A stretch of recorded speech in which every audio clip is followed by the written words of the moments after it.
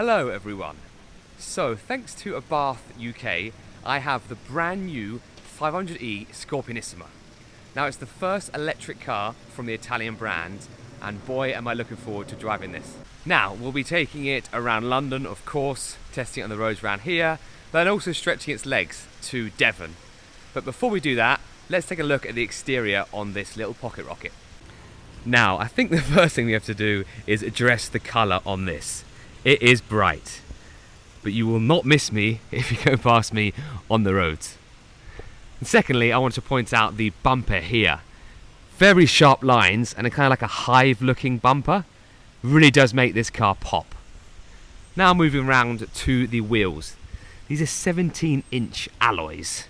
I think they look extremely menacing and really go with a sporty look on this car. Now moving around to the back here, we of course have the Scorpion logo, which I friggin' love, and that little bit there is extra special.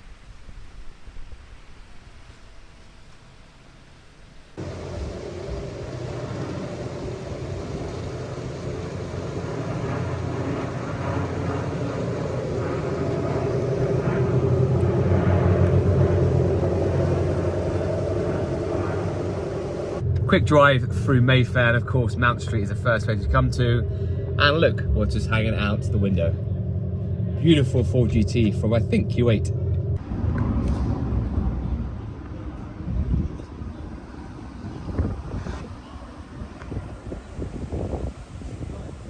Let's address the elephant in the room with this car. So most people know about it, especially in the EV community, because it actually has an exhaust sound. Yes, it is fully electric, but Abarth have added, and they spent hours and hours developing it, an exhaust sound to this. Check this out.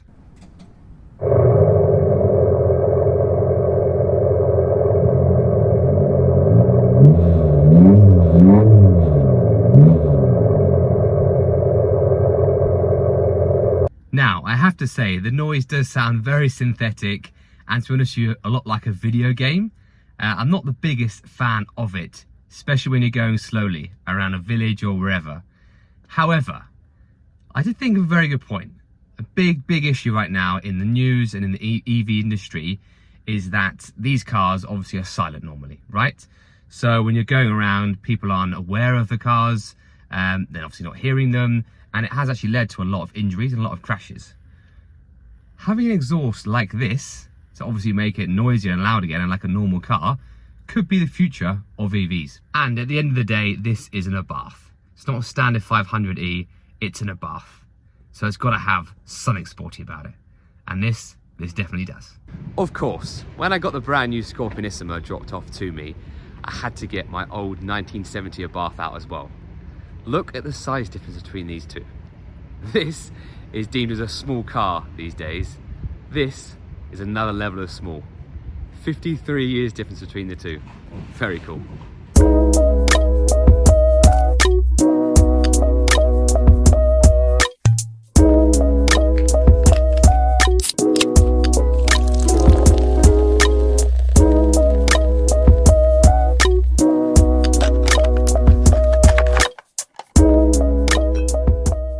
Good morning. So yesterday we had the car delivered, and I took it around London, the usual Mayfair, Knightsbridge, Belgravia. Did a bit of car spotting in it, which was very fun. Saw a new 812 Competizione Aperta, my first one, and I believe the first one in London, and a few other very special bits. But today we are actually going to stretch its legs, and we're going to take it to Devon for the weekend. So stay tuned for this journey. But first, before every road trip, coffee, because I am flipping tired.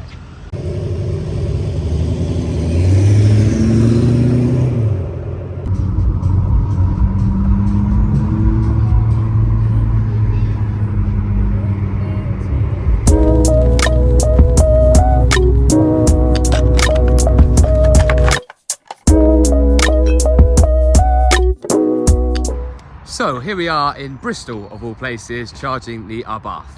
Of course, it was never making it all the way from London to Devon. It's got a 42 kilowatt battery, but on a full charge, it does around 140, 150, 160 miles. So pretty good for a city car. But yeah, not all the way to Devon. Now I left this on about 6% left in battery, which if you've ever driven an electric car before, when you get that low, you know the warnings keep popping up. It is very stress inducing and it causes a bit of anxiety.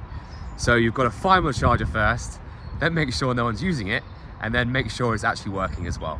We found one here. It's going to take around 45 minutes to fully charge, which is not bad at all. Then we'll be onwards and upwards to Devon.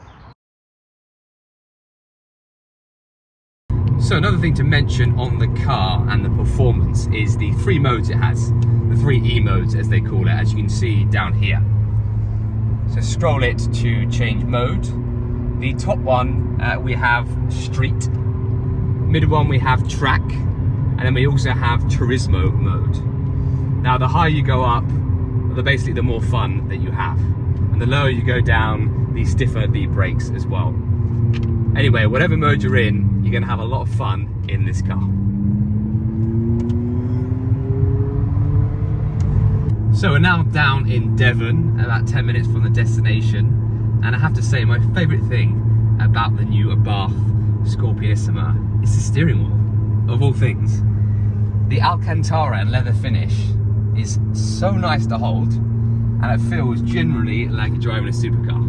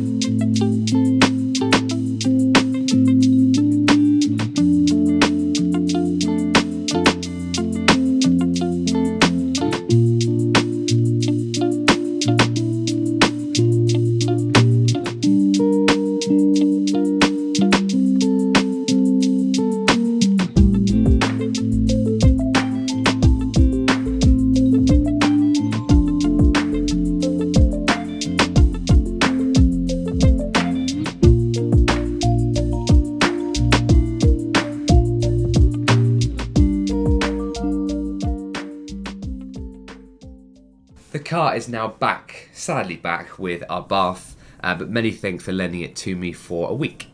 So, love the car. All in all, I absolutely love it. If you're looking for a car that's, of course, electric, and also has that sporty edge to it, and it's not too expensive, definitely look at one of these cars. I was a little bit skeptical about how Abarth were going to enter the electric era, but they've done a fantastic job. It's comfortable, it's sporty, and it's a lot of fun to drive. On the flip side, I would mention that the range is only around 140, 150 miles. So if you're keeping it in the city, it's the perfect car for it. If you're going on longer journeys, I would look elsewhere, other options, because you will be charging halfway through your journey or a couple of times in your journey. Of course, we're going to have to mention the exhaust noise again. Going into having the car, I was very skeptical about it, and for the first couple of days I didn't like the exhaust, to be honest with you, but I was a convert. When you compare it to other electric cars which produce no noise, I definitely rate the exhaust. I hope you enjoyed this video with a car that's not actually a supercar, but a very cool, unique car in the EV market. Please like and subscribe if you enjoyed it, and stay tuned for more content. Bye.